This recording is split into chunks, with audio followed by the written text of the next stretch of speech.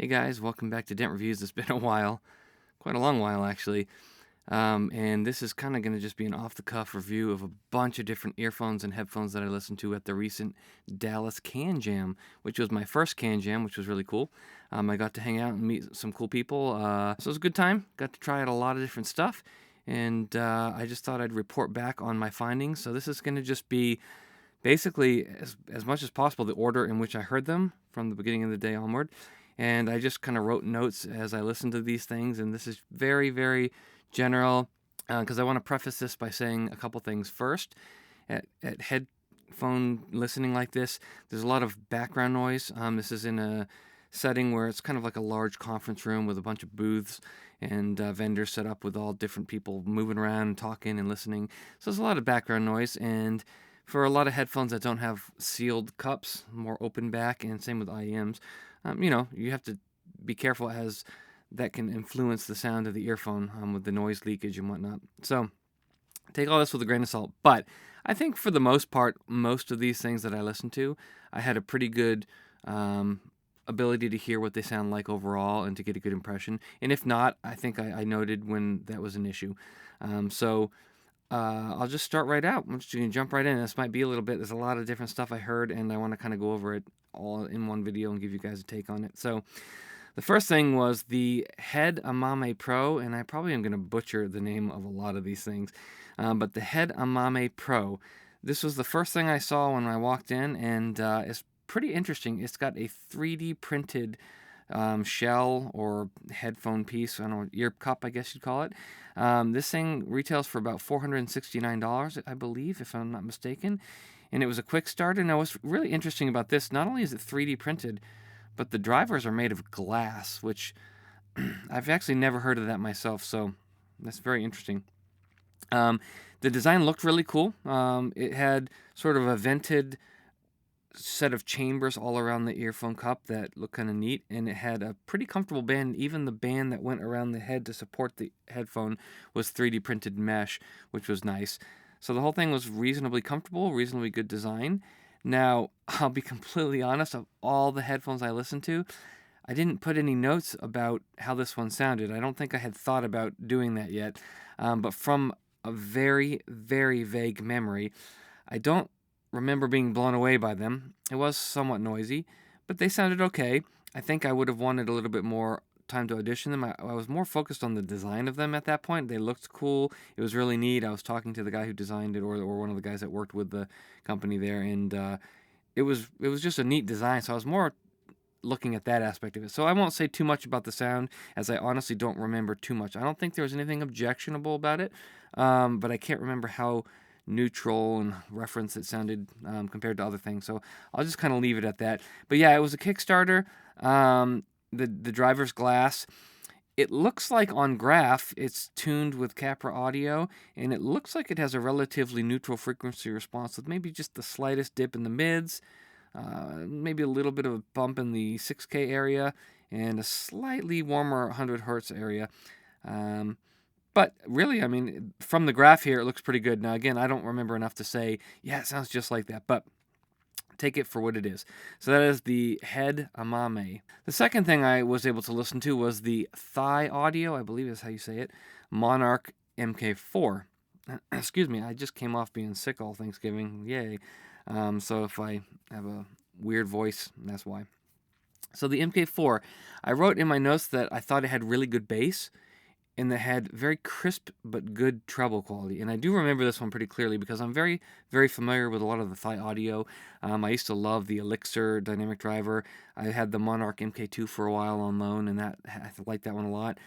This is not too far off from the MK2 from what I remember. The MK2 is a little bit maybe softer sounding, but also I think maybe in a critical sense a little bit more neutral in the frequency response. I'm going to actually pull up these graphs here and look at them. All right. So yeah, looking at the graph, I mean, it's very Harman. It's got that nice Harman shape all the way up to the maybe 2 to 3K region, where it is a little bit recessed, a little bit dipped in that treble for my perfect response desire. But yes, it does have a peak up at like 16, 17 kilohertz, maybe even higher, and a good treble extension. So with that peak being so high up, I do remember it did not sound objectionable. It didn't sound like fatiguing or anything like that, but it did sound very crisp, and that makes sense. So with that slight dip followed by a nice extension, I mean, it really has a very nice response. I could see me being pretty happy with that as an IEM, a daily driver. Now, one thing I will say, and this is true of all these headphones that I'm going to go over, they have varying amount of value, per cost. This is a $1,149 IEM, so that's a pretty hefty price. Now, THIEAUDIO is a pretty good audio company in terms of their quality and their reputation. So you're paying a little bit for that, probably the smaller, custom IEM type company rather than a mass-produced something like Sennheiser or whatever. So, yeah, this is a multi driver with electrostatic tweeters, which is pretty cool, are specifically for the 10 to 40 kilohertz region. So that very high frequencies is the EST drivers. And then they also must have, I assume, I'm just looking here, 2 dynamic drivers. That's why the bass was so good. No, but in all seriousness, 2 dynamic drivers for 8mm for the bass and 6 Sonian balanced armatures and 2 EST drivers. So it's a nice set of drivers there. I like that combination. And again, it sounded really good. I was pretty happy with that. So next, I will go to the Softears RSV MK2. This one I said was bassy. It wasn't bad. Pretty good treble with a bit of presence missing. This is a 5 balanced armature with a 4-way crossover. It's a $700 IEM. I like the Softears stuff. They're pretty nice. Looking at the frequency response of this one in particular, I said that it was a little bit bassy. It is. Everything from about 10 hertz up to about 300 hertz is more than the Harman target. So I'm just gauging by the graph, but at least a few decibels higher in that whole bass range. So that's the bassiness. And then I said that it had a bit of a presence missing in the treble. It also does have a dip in the 3K as well as the 10K, kind of up and down there. Nothing, too objectionable, and there's no major peaks, but it does explain how I would hear that treble as a little bit lacking.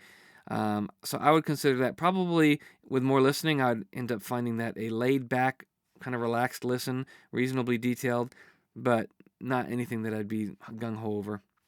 The next one I heard was the Volk Audio Etoile? I'm not really sure how you say that.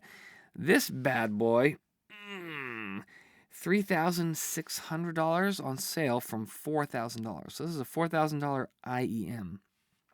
I wrote that it was a little bit mid-bassy and that there was a peak in the treble, but otherwise that I found it was decent. It's a 10-driver quadbrid system.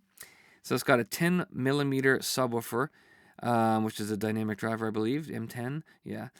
4 balanced armatures for the mids and mid-high, 4 electrostatic for the high and ultra-high, and a 1 8mm magnetostatic driver for the ultra-high as well.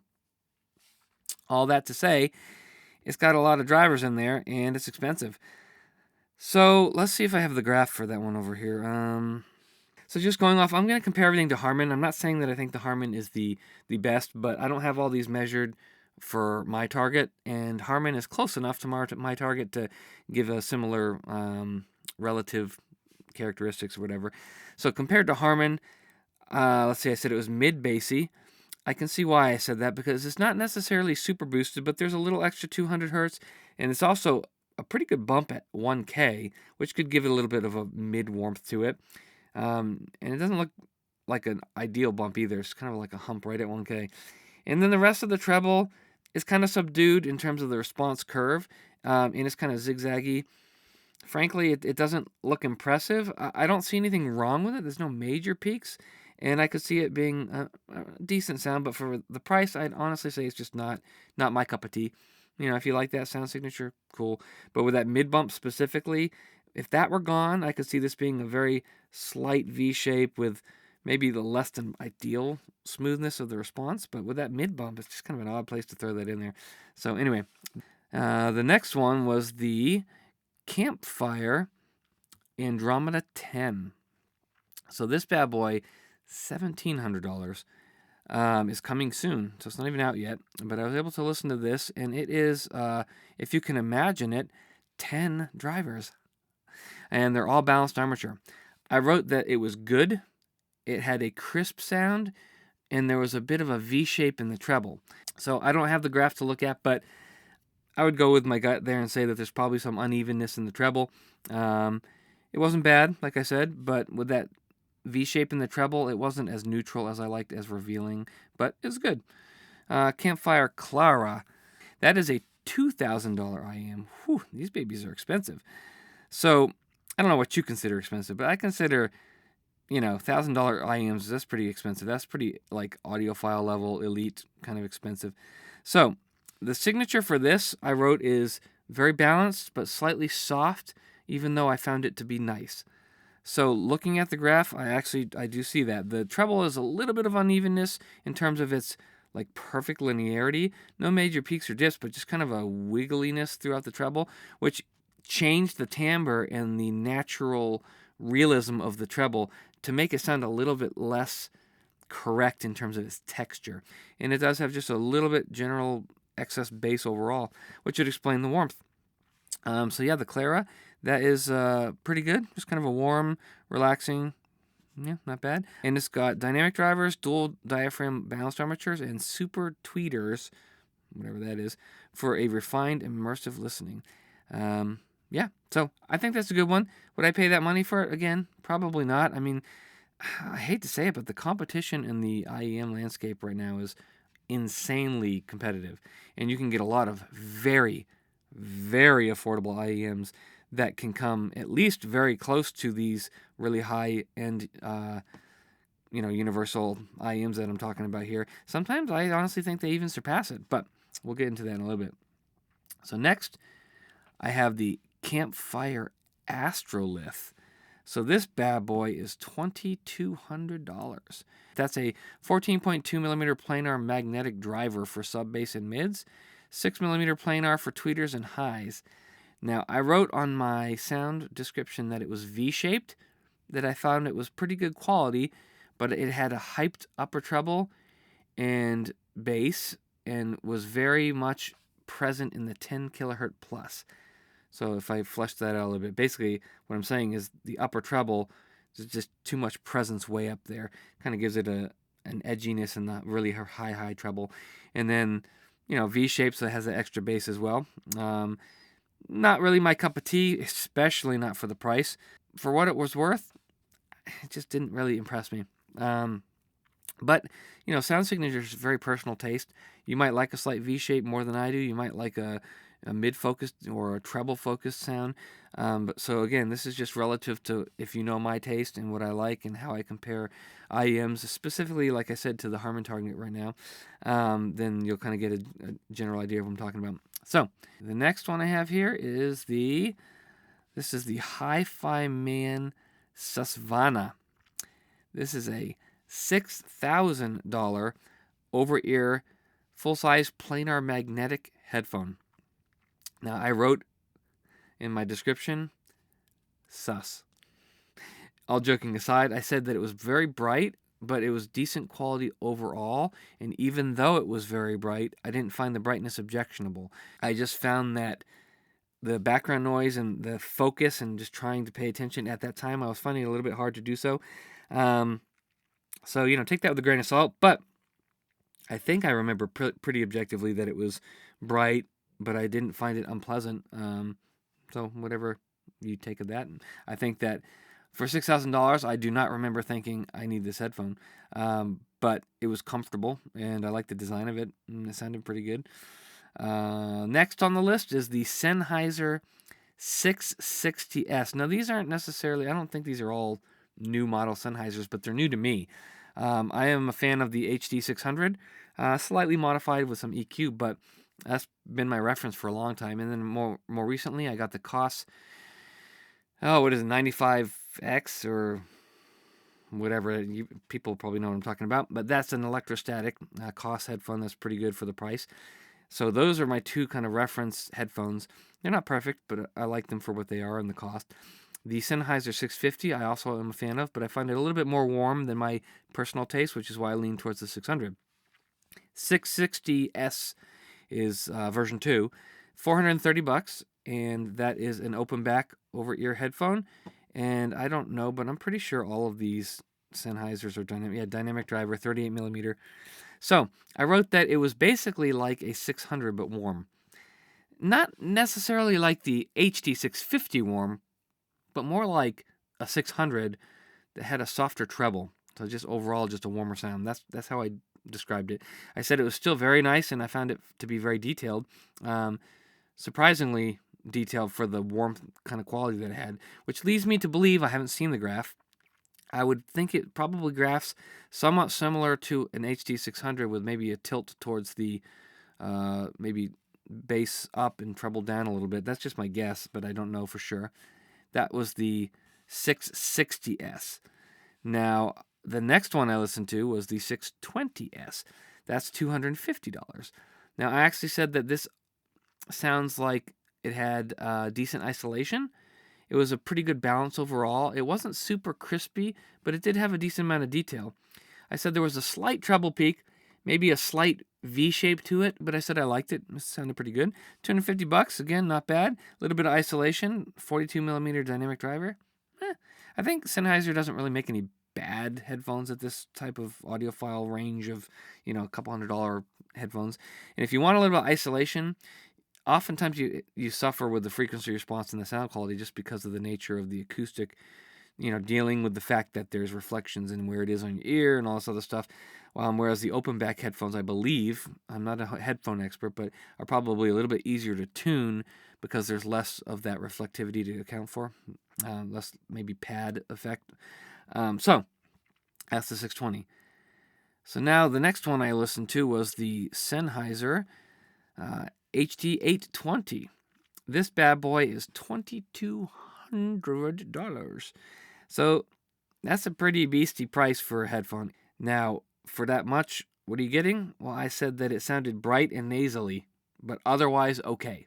Now, I know this headphone has a pretty good, maybe, I don't know if it's cult following, but a following of people that love that sound signature. I understand why the frequency tuning of that has a place that would be desirable. If that made any sense. But, I can understand what people would hear in that response. It just gives it an openness and a clarity that I could see being desirable for some music. But for me, it's just too far from relatively neutral because of that treble peak. And that, to me, again, makes it nasally and it just sounds a little bit off. I preferred the 800S more, and I thought that it was better. I don't have the 800S here, so I have no idea what that cost and what the graph is, but I just said it was pretty nice overall, and I thought it was better than the 820. So the next I heard was the HEDD, H-E-D-D, headphone D1. This is an $800 headphone, made with thin ply carbon technology, and it basically is a Swedish company that made a really unique audio diaphragm. And this thing was interesting because, again, it wasn't the quietest room. It wasn't the best, most, intent listening session that I ever had or anything. But I wrote that it had a very good response, that it was crispy but not harsh, that it was well balanced. I said that moving it on the head did affect that treble bump a little bit. And it wasn't like a holographic or like mind-blowing sound or anything, but it was very clean, precise, and balanced. So I'd say that it would be top tier, if not just a little bit lacking in maybe the mid-body quality. It sounds like a headphone you would hear that has a plastic housing, but a really good version of one of those, if that makes any sense. So I like that. I feel like if that came out and I had a production version of that, and I could, mess around with it and find if I could maybe eliminate a little bit of that treble peak, that could be a really, really nice headphone. I think it sounded very good, so I'll leave that at that. HifiMan Edition XV. So this bad boy, the HifiMan Edition XV, is $400. Not bad for an over-ear headphone. I said it was very nice, but it was slightly warm, but it still had a lot of resolution and clarity, even though it had a warm quality to it. And that's a trend I've seen with a lot of these maybe nicer audiophile over-ear headphones, is that oftentimes because of the type of headphone it is, and maybe the driver type, I don't know, the tuning is smooth enough that you have a lot of resolution and detail, even though you might have a slightly warmer and softer sound to it. So I wasn't blown away by this, but I thought it was good. I thought it was a decent headphone for the price. And now I actually go back to the Monarch MK4 because I got to listen to it a second time, and I said that it had the tiniest bit of sharpness in the upper treble, and looking at the graph, there was that, upper 15, 16K peak or whatever. I had a dry quality, which would be explained by that really high treble, but it was very balanced, and I thought it was better than the Valhala. Now, the Valhala is an IEM that I actually heard Mark let me audition that while I was at the CanJam. He had a set of that, and I thought that sounded very good, but I thought that it had a little bit too much bass for my liking, and the treble wasn't the perfect neutral treble that I prefer, but it had a really good tuning, and I did like it a lot.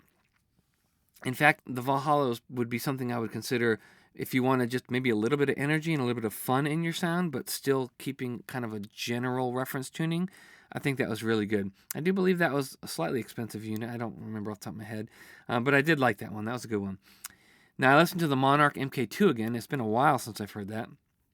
And I said that it was smoother and better balanced than the MK4, possibly, but the bass was less tactile, and it did lack the kind of open clarity of the MK4, which I did like, so that it sounded overly smooth and very good, but maybe not as precise as the MK4. And that one's for about $1,000. So there's that. So then there was the 64Audio U12T. Now that I know is a very expensive headphone. I believe it's around $1,600. Yeah, $1,600. 12 drivers in that bad boy. Let's see. Does it say what drivers they are? Or do I have to scroll through 50 pages? Here we go. It is one TIA high driver. I have no idea what that means. One high mid driver, 6 mid drivers, and 4 low drivers. So it's 12 balanced armatures.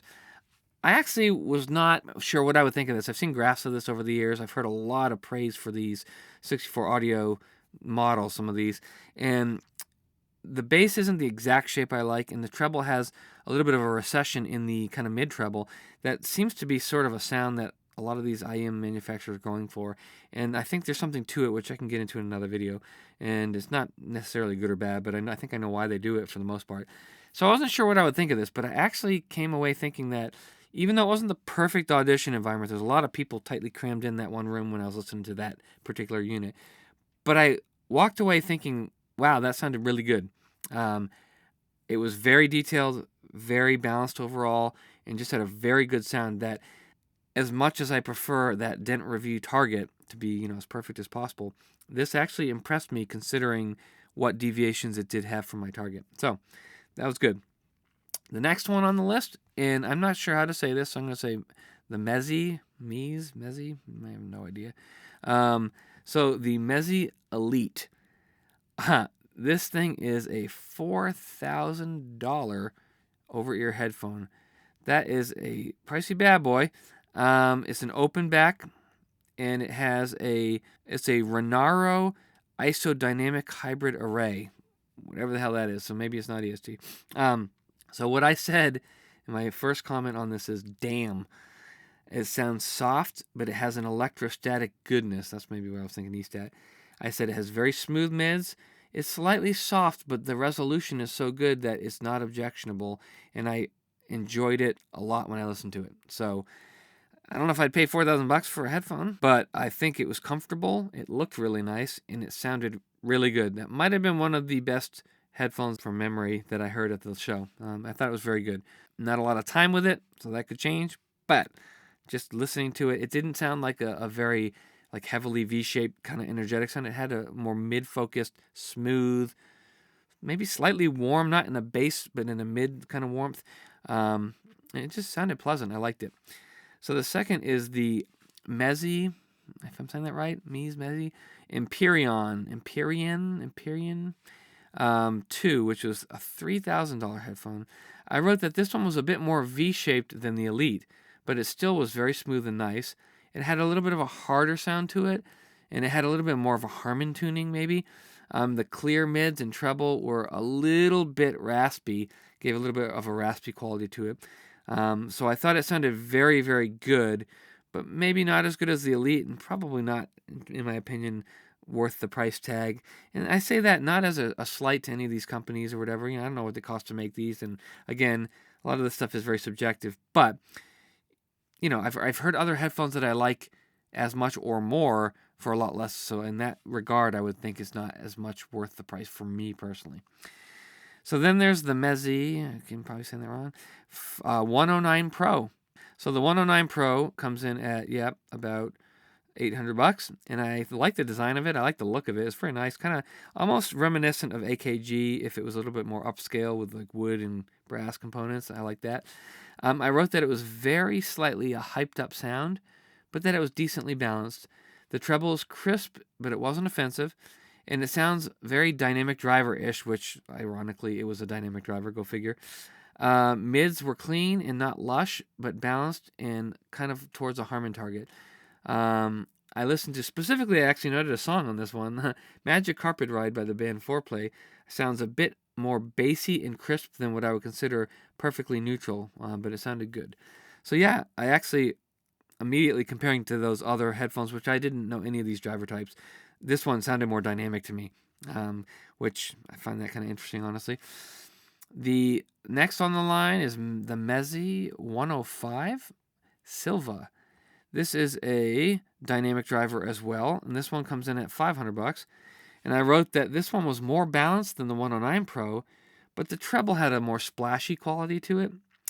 I preferred the balance of it, but not the sound cohesion. The slight peak in the treble was maybe around 8K, and that some songs by David Gates, Never Let Her Go, for instance, had a slightly nasally quality, but was very resolving of fine details. So yeah, the overall just cohesion of all the frequencies and just the presentation of the sound wasn't as impressive to me as the 109, even though I think that the tonal balance was maybe a little bit better. So, for the price, I thought it was a good headphone, though. That's not too bad for a price, $500. And it's another one that had a nice design. It has a similar kind of AKG-ish with the better materials. I like that. So then the last one in the Meze lineup, actually second to last, I guess, is the Dynamic Driver 99 Classic.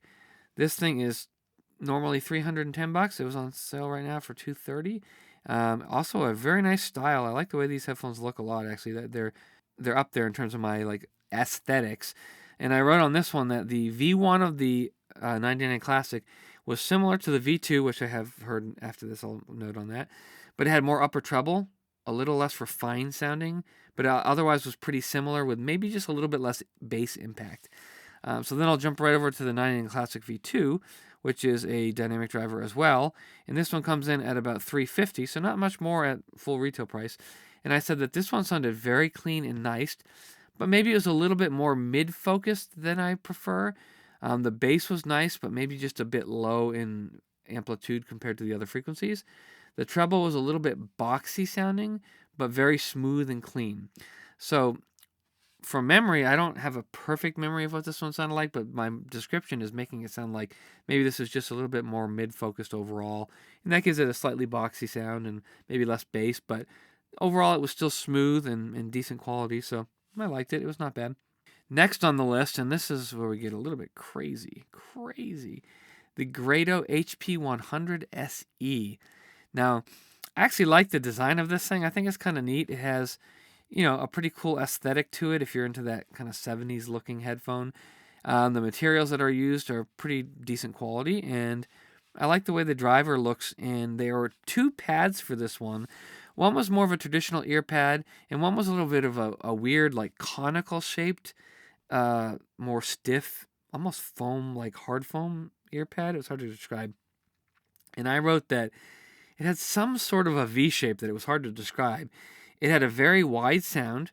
It was clear and sharp with nice bass presence, but that I wasn't really sure about the tuning. Those alternate pads that I was talking about with the conical shape made it noticeably brighter, and I did not prefer those. I preferred the other pads. So these things are $2,500. I'd have to have more time with them, but off the bat, I do not think they met that price point in terms of value and sound quality, in my opinion. Nothing stood out at me as like amazingly referenced or holographic or mind-blowing or anything like that. It just sounded good in a weird kind of V-shaped way that I can't really explain. Maybe that's the Grado house sound. I don't know. I'd love to have more time with them, but at that price, maybe I don't want to. So yeah, I think it was a decent build and a nice design and style and a decent sound. So the next one, this is a really interesting one. The Brise Audio Fugaku, $17,000. That costs more than my Miata, more than probably most cars I've ever had. That's an insane price, and it comes with its own little amplifier. That's not too big. It's a cool design. It looks cool. It sounded really good to me. I wrote that it sounded bassy, but the nice part was that the bass was focused in the low region, which I like. It had superb treble. It reminded me of the HSB 900, which is an old LG Bluetooth set that was tuned by Harman. That was an almost perfect Harman-tuned earphone, but it suffered from amp noise and a bunch of other issues. But the tuning was like phenomenal on that thing. And I said that the treble reminded me of that. So basically, it's a very good Harman treble with nice bass and a low focus bass. Had a nice fit with really good isolation, but I thought maybe if I listened to it enough that I would find it was too bassy. But overall, just listening to it then and there for a very brief amount of time, I thought it sounded great. But $17,000, man, that is unobtainium. All right. The last one that I have here is that I listened to in the showroom anyway, is the 64Audio U4S.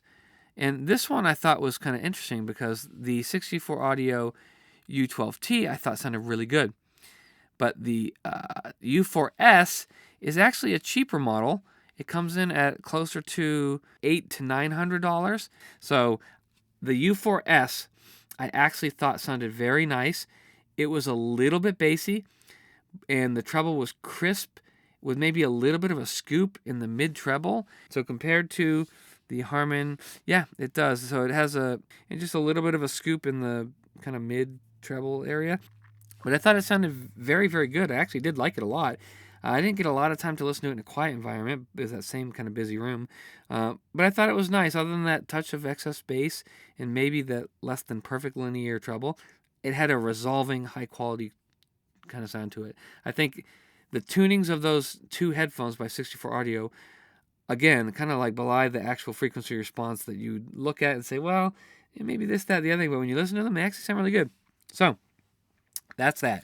Now, there was a few other honorable mentions, and maybe even if you want to call them like super honorable mentions that I was able to hear. I got to spend some time with Mark and one of his friends that was a really nice guy who let me listen to one of his earphones. And then Mark also had a few extra earphones that I was able to hear. One of them was the Hisenior, the Mega 5 and the Mega 7 EST. Now, I thought these actually sounded very, very good. And I'm pretty sure the graphs show kind of exactly what I hear. Yeah, so they have a very kind of Harman-esque tuning, maybe with a little bit more of the presence at the 200 to 400 hertz, just a little bit. And they have that kind of treble shape that I was talking about going into another video where it's kind of scooped out in maybe the 4 kilohertz region and then comes back up. And the main difference between the Mega 7 and the Mega 5 is that the Mega 7 has a little bit more upper treble extension is kind of what it looks like. But they're both very, very similar. And I do remember thinking they both sounded very, very close. But the 7 maybe was just a little bit more refined way up high with a little bit more of the air. So those were two of some of the best tunings I've heard. I think they sounded very, very linear. And that treble shape that I was talking about gives the treble a little bit more of a spacious quality to it. Even if it may not be what I consider perfectly neutral, it actually carves a space in the treble region that makes things sound a little bit more open. And I do like that. It's something that I heard way back when. I think the first one was the Dunu EST 112. And even with that having a little bit extra bass warmth, that treble shape gave it a very, very resolving, fine detail kind of sound to it, which I like. So I got to hear those. And those are, I think, $400, $500 for the 7. And the Mega EST 5, I think, is same price, maybe a little higher, $550. That can't be right. The 7's less than the $550. Maybe they're sales. I don't know, but maybe they're in the $400 to $600 range based on Super Review site and just kind of glancing. Those are definitely worth that. They sounded awesome. I like those a lot. I don't know the driver config, but that was good. Okay, so of all the earphones I've heard. The daily drivers that I've been using for quite a while now that Mark has loaned me is the IO Sonio, and that is Harman tuning with maybe just a little bit less upper treble after maybe like 10K than I would prefer, because I think the Harman kind of drops off a little fast there. It does have a little bit of a soft upper treble, lacks a little bit of that really high clarity and energy, air if you want to call it that. And that one's about, I think, $400 or $500. That one's been a daily driver of mine. And then the second one I've been messing around with a while is the, I always mess this up, Arpgear Hane. That has EQ 4 switches built into each earpiece that in combination give you a plethora of different tonal adjustments in the bass and the treble. I think I use it in the up, down, down, down configuration if I'm not mistaken. So what that ends up giving you is a slightly harmonish curve. The bass is a little bit more of a slope than it is a shelf like Harman, which I do like actually. It's a nice kind of sub-bass focus. The problem with the Hane, whatever you say, is that it has a little bit of a peak in the treble up high, but it is audible to me. And if that were gone, that would be one of the best I've heard. But that takes it down quite a bit just because of that little peak. But it sounds great. I mean, it's a very, very resolving, clear, energetic, neutral-ish. Like, I like it. I like it a lot, actually. So that and the Sonio would be my daily drivers. And I actually probably will have to review those because they're very, very good and they have very good frequency response. And I think they're well priced for what they are. But Mark's friend had a Moondrop, which I heard Mark had a Moondrop Dusk, if I'm not mistaken. And I thought that was nice. Very, very linear, very good quality. But he popped out the Moondrop Aqua. And all I can say is damn, because the tuning on Graph is very similar to the Sonio, but it has a little bit of that treble shape that I've been talking about that gives it a little bit of spaciousness, and it has more of that upper treble above the 10K than the Sonio has. So it really just fixes the issues of the Sonio.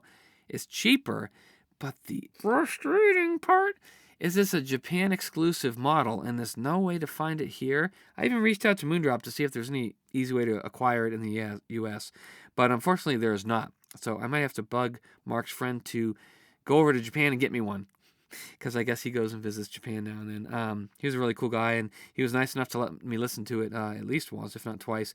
And it had a very, very resolving, fine level of detail that sounded unobjectionable, but clear and bright, just at the right amount of balance between the mid bass and treble. The bass was just enough for my liking to be what I'd consider linear and sub-bass focused, and it sounded very good. And gorgeous shell with a blue faceplate and a translucent aqua styling. Typical Moondrop quality, is decent design. I have a feeling I'm going to end up with that IEM if I had to guess. For now, the Sonio with a little bit of EQ is hitting the spot. I like it. It's great. But I personally just want an earphone that has no EQ. And if I had to say, so far, the Aqua has been the cream of the crop of no EQ IEMs. Now, I didn't get a lot of time with it, so, maybe over time I might say, okay, maybe I do wish the treble were a little bit more evened out or something. I don't know. But off the top of my head, I think it really takes the cake in terms of IEMs, especially for the price. And I really wish that Moondrop would make it available to other markets and not just the Japanese market. So that is kind of the overall summary of all these things that I heard. If that means anything to you, I think if you know my tastes and you're familiar with the Harman target, at least I can give you some kind of relative summary of what these things sounded like, and you can kind of gauge if any of these hold any interest to you. That's basically it. That's all I wanted to do, is kind of spit out all these things that were kind of, on my mind that I notated when I listened. It was a fun experience. CanJam was cool. I got to meet a lot of cool people. I got to see a Squig Link session where he did some comparative listening tests and showed the power of equalization on subpar headphones and how much of an effect it can have. I got to listen to Sean Olive talk about some distortion and other geeky audio things, and I got to talk to him personally a lot, which he was really cool and fun guy to talk to if you're into that kind of stuff. And I got to meet Jude from HeDD, and never met him before, so he's cool. And yeah, just a lot of stuff. It was fun. I got to hang out. It was 2 days, walk around, just audition stuff, chill out, just a fun time. And where else do you get a chance to pop in a lot of headphones? There was a couple things I wish I had been able to hear that hopefully I'll get to hear at some point in the future. One of them was on the top of my list is probably the Stax SR009 or the Lambda, how do you say that? Those I kind of wish I were able to hear, but they weren't there at the show this year. And then the HE1 from Sennheiser. I've always wanted to get an audition on that. That thing's insane expensive, but there was a waiting list, and I was not early enough to get on that. So the Audis, however you say those, the LCD5 and some of those. So those are a couple things I'd like to hear in the future, just based on their general popularity and maybe some of the graphs that I've seen, kind of see how they fare in terms of my personal tastes. But that kind of concludes everything. If you have any question about any of these things, I probably could pull up a little bit more memory and kind of answer some things. So just leave them in the comments. Or if you have any other questions about, any other headphones I've talked about in the past and maybe how they compare, anything like that, maybe just leave a drop comment and I'll try to get back to you guys. And I'll leave it there. So thanks again for putting up with this horrible mess of a review. But again, I'd rather bring you content than nothing. And hopefully this was concise enough, given I gave you overview of a lot of different headphones and earphones, and I tried to go through it, zip it, kind of quickly. So without rambling any further, I'll say thank you if you're still with me at this point, and please like and subscribe and share it with other people. And thanks to everyone that I met at the show for a great time, and I hope to go to another one at some point. Maybe I'll go down over at the California one at some point and take a trip down there, but or New York or something. But it was cool. All right, thank you guys again for watching, and have a good night.